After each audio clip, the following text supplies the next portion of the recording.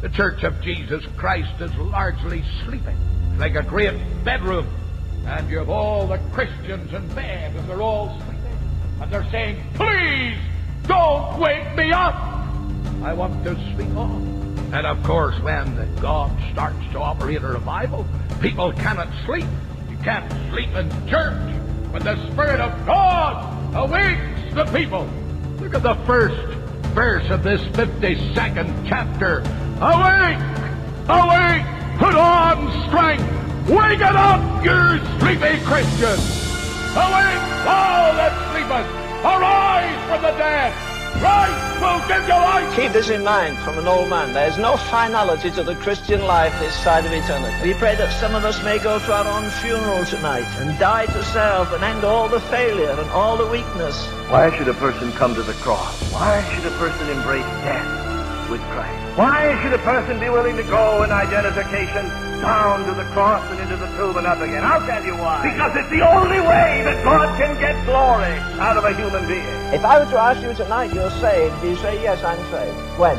Oh, so-and-so preached, I got baptized, and are you saved? What are you saved from? Hell? Are you saved from bitterness? Are you saved from lust? Are you saved from cheating? Are you saved from lying? Are you saved from bad manners? Are you saved from rebelling against your parents? Come on, what are you saved from? Who shall ascend the hill of God? Who shall stand in his holy place?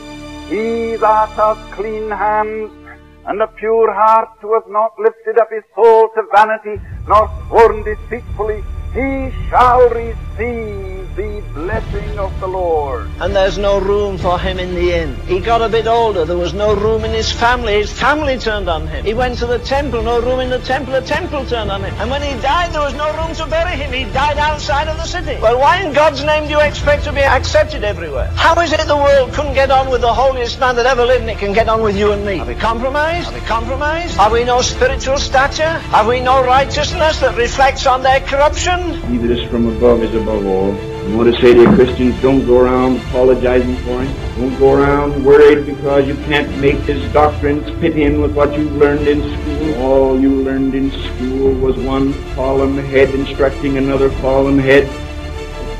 And you don't have to apologize for him. But as dear Dr. Tozer used to say, Len, you knew one thing about a man that was carrying a cross out of the city. You knew he wasn't coming back. Let's come to an altar and we go back the next week and we're as fascinated. We haven't spent half an hour with Jesus, but we'll stay 2 stinking hours in a movie house. And Paul says that's what the world is to me. It's a system of corruption and rottenness and vileness. It's anti-Christ from the world go. Is the world crucified to you tonight, or does it fascinate you?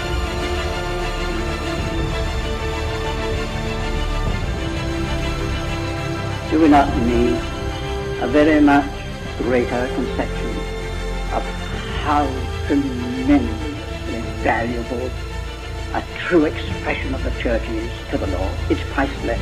But the Lord give us more of this anguish for his church as a whole. Then it will be precious to him.